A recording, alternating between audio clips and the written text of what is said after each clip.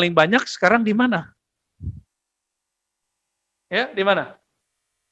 Di Yaman. Yaman negaranya kecil.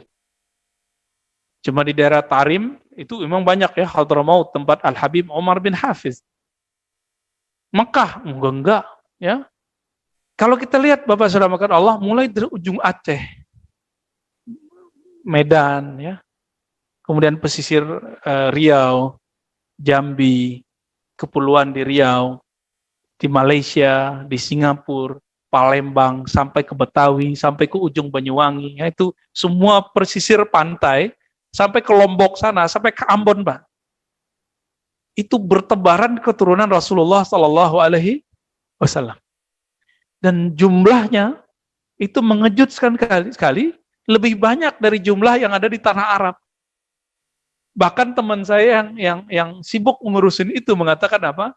Beberapa klan, jadi suku, kabilah lah kira-kira begitu ya. Misalnya As-Saggaf, Al-Idrus, itu namanya suku-sukunya, Pak.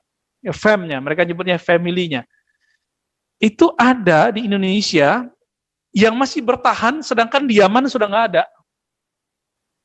Nah, ini indikator besar ini, Pak. Indikator besar ini. Bahwa besar kemungkinan Al-Mahdi muncul di negeri kita, di Nusantara. Ini bukan kabar gembira, tapi hitungan kita secara kalkulasi ilmiahnya sangat besar kemungkinan di negeri kita. Tapi kapan? Nah, itu bukan urusan kita, Pak. Nah, jangan coba menakar-nakar tahun sekian, kecuali itu datang dari satunya riwayat ini dikatakan yuslihuhullahu ta'ala, islah dia. Islah artinya apa? Allah bersihkan dia, Allah perbaiki zahirnya supaya sesuai dengan batinnya dalam semalam. Au qala fi yaumain, di riwayat Imam Abu Nuaim dikatakan atau 2 hari. 2 hari itu artinya 2 kali. Saya mau tanya, ini mengikuti tadi, Nabi mengatakan tanda-tandanya seperti tandaku, namanya seperti namaku, ilmunya seperti ilmuku. Nabi berapa kali dibersihkan dadanya oleh malaikat Jibril? Masih ingat? Saudara sesusuannya, anak dari Halimah Sa'diyah, melihat itu, dikira saudaranya bernama Muhammad bin Abdullah itu akan dibunuh oleh orang putih, berpakaian putih ketika membelah dadanya. Lari dari mengejar ayahnya dan ibunya, wahai ibu, ada orang mau membunuh saudaraku Muhammad. Datanglah, ya, mengejar ini ayahnya, ayah susunya dan ibu susunya. Pas datang Nabi Muhammad duduk-duduk, lagi main pasir, kira-kira begitu ya. Bengong anaknya. Tapi Halimah Sa'diyah sudah mengumpulkan keanehan Nabi semenjak beliau diambil, dibawa ke atas onta, padahal ontanya itu kecil ya, tapi kok menjadi lebih cepat dan lebih seger. Dia sudah catat semua itu dalam pikirannya. Ini bukan orang biasa. Ini bukan orang biasa. Ternyata dulu Halimah Sa'diyah pernah mendengar juga kalam-kalam dari Aminah. Bahwa Aminah mengatakan, satu ba'asu rasulah. Muhammad, kamu akan dibangkitkan menjadi seorang rasul. Itu sebabnya bagi ahlus sunnah mayoritas, ibundanya Nabi bukan musyrik. Enggak musyrikah, Pak? Enggak musyrik. Ayahnya Nabi tidak musyrik. Ini mayoritas ahlus sunnah. Ya, hanya ekstremis yang mengatakan orang tua Nabi masuk neraka atau musyrik. Oke. Jadi, kalau Nabi dibersihkan di waktu kecil, lalu terakhir sebelum Mi'raj. Benar nggak? Coba dihitung, Pak. Sebelum Mi'raj itu berapa tahun Nabi lamanya?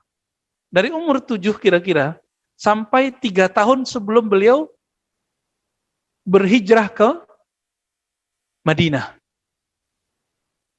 Nabi hijrah ke Madinah itu sudah 50-an tahun umurnya.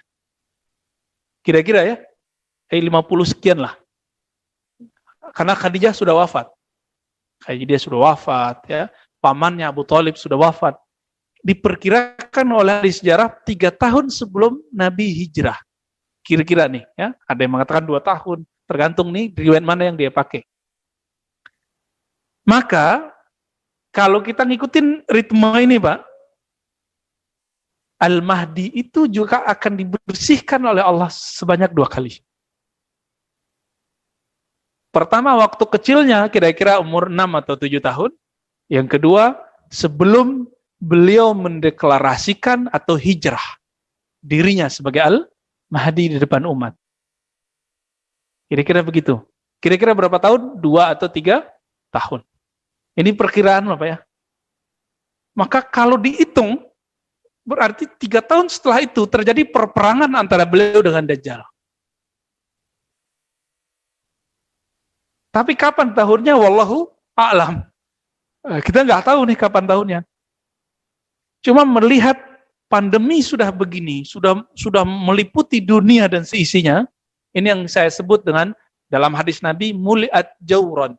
Bumi, dunia sudah dipenuhi dengan kebohongan dan kezaliman. Dan perlu diingat, Bapak Saudara makan Allah, Al-Mahdi tidak maksum. Tapi rohaninya mengikuti, mewarisi rohani Nabi. Plek, hampir semua.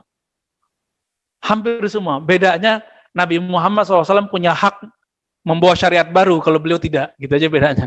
Beliau hanya nanti akan mengikuti syariat Nabi Muhammad SAW, sebagaimana Nabi Isa ketika turun. Ini bagian akhir yang mau saya ceritakan. Ketika Imam Mahdi itu memimpin sholat, jadi dunia sudah dikuasai oleh Dajjal nih, dalam waktu 40 hari itu. Belum sampai 40 hari, mungkin 20-30. Itu semua wilayah di dunia sudah hancur. Bayangkan Pak sekarang, kalau semua negara resesi, habis resesi nanti apa lanjutannya? Krisis ekonomi. Kalau berlanjut, kan resesi orang masih kuat ya? Masih kuat ini. Cuma pertumbuhan ekonominya yang nggak ada. Ya udah minus. Kita waktu tahun 98 sampai 20-an minusnya. Kalau berlanjut, ini bisa semua negara, bukan negeri kita aja. Ini yang disebut jauran, kezoliman di mana-mana. Di saat itulah Al-Mahdi itu kemudian datang ke Makkah, Madinah. Jadi Imam Al-Mahdi sekarang bukan di Makkah, bukan di Madinah.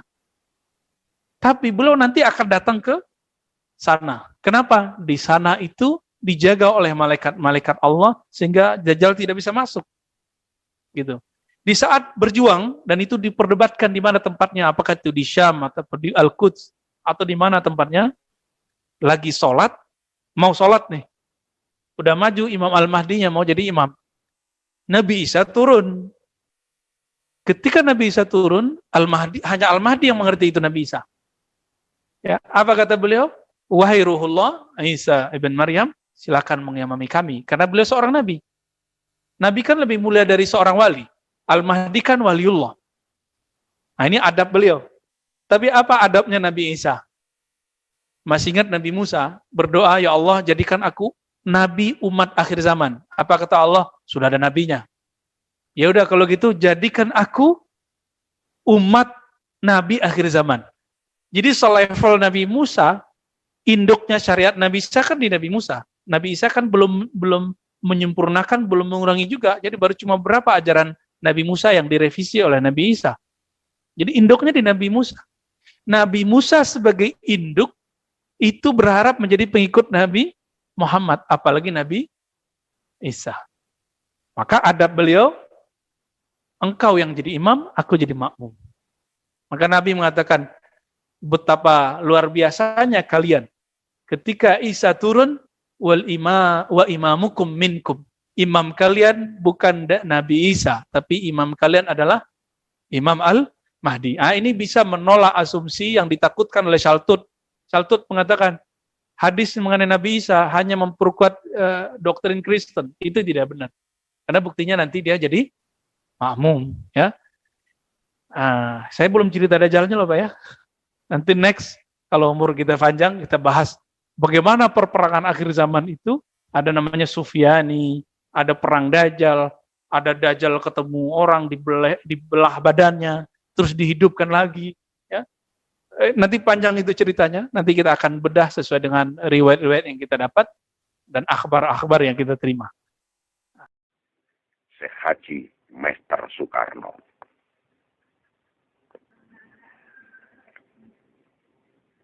Amanat Syekh Haji Mester Soekarno. Jangan mimpi orang-orang amanahku untuk bisa mencairkan aset atas namaku. Sementara ilmu dan rahasiaku pun tidak tahu, kecuali orang yang diangkat oleh Allah Subhanahu wa Ta'ala jadi Rasul seperti aku dahulu. Hanya satu orang di dunia ini yang mampu mencairkan aset atas namaku, hanya penggantiku, yaitu Rasul Allah, yang disebut Khalifatul Mahdi atau Imam Mahdi, yang memegang bendera putih kuning, yang bertuliskan Ismullahul Adham, yang mampu mengisi bin Mahdi di bank dunia. Dia orang yang diberi kekuasaan oleh Allah Subhanahu wa Ta'ala dari masyrik sampai maghrib, dan menguasai alam gaib dari alam malaikat, alam sangyang, dan alam jin. Sementara aset-aset barangku kutitipkan di alam gaib di para ratu sangyang dan para ratu jin. Maka aku sarankan kepada para pemegang amanahku, jangan ceroboh tentang hartaku. Itu kepunyaan Allah dan Rasul-Nya. Tidak mungkin disiasati dengan sistem teknologi perbankan. Dan kalau itu hartaku, kenapa tidak aku berikan kepada anak-anakku dan keluargaku? Dan kalau itu harta negara, kenapa aku tidak berikan untuk negara? Makanya banyak orang keliru memandangku, hanya melihat satu sisi sebagai seorang presiden RI yang berpangkat bintang 5. Padahal yang sebenarnya aku diberi pangkat oleh Allah Subhanahu wa Ta'ala, yaitu pangkat bintang segitiga emas, yaitu bintang kerasulan yang diutus oleh Allah Subhanahu wa Ta'ala untuk membereskan negara-negara yang belum merdeka. Dan sampai aku punya gelar dari PBB, yaitu Presiden Komisaris atau Presiden Sedunia, yang disebut Malikul Mulki. Tanda-tanda kemunculan penggantiku yang disebut Khalifatul Mahdi atau Imam Mahdi. Nabi Muhammad Rasulullah Sallallahu Alaihi Wasallam bersabda di dalam kitab Qurtubi, nanti di akhir zaman akan muncul ahli baiti, yaitu seorang laki-laki yang membawa pertolongan Allah Subhanahu wa Ta'ala, yang mampu mewujudkan cita-citaku untuk menjadikan Indonesia sebagai negara terkaya di seluruh dunia, yang disebut negara mercusuar. Tanda-tandanya, negara Irak terjadi peperangan, hampir-hampir dinar pun tidak ada dan akan terpecah jadi 3 golongan, yakni Sunni, Kurdi, dan Syiah. Bakal terjadi bencana yang membawa korban banyak, seperti tsunami. Bumi akan mengeluarkan lumpur hitam, seperti lapindo. Gunung-gunung akan meletus, dan banyak kebakaran. Akan muncul masjid berkubah emas.